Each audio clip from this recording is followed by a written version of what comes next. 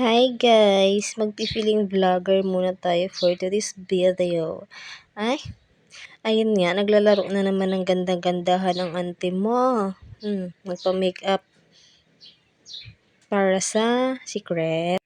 Secret pagid ang auntie niya. Ay, so ayun nga, nagchichika bills muna kami ng Kerry Boom Boom Boom ng inyong auntie.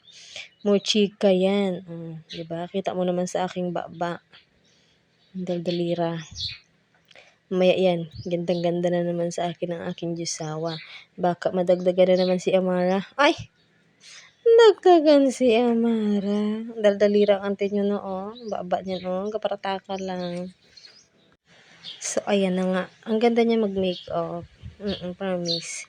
Sabi ko sa kanya, ano lang yung, light lang yung eyes ko kasi man, uy, ayawa man ta na.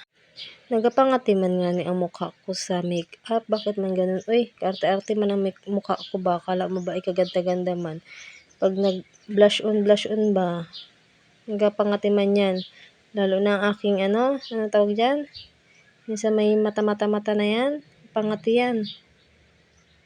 Hindi kasi ako sanay makeup.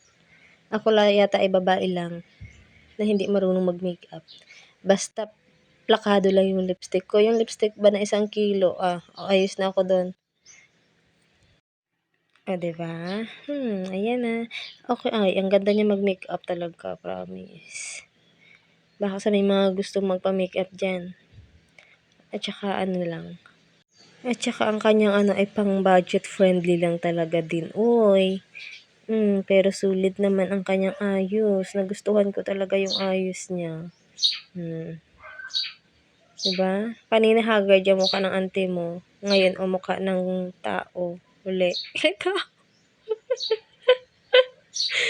May pag ganyan-ganyan pa. Lalo maglaki ang mata mo. Uy!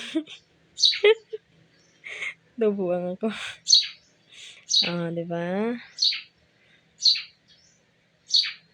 Karaugot na voice over. Uy, ang ibon man, ingi-ingi na ingi naman eh. Busit naman na ibon na ito. Pagkaingay man, uy.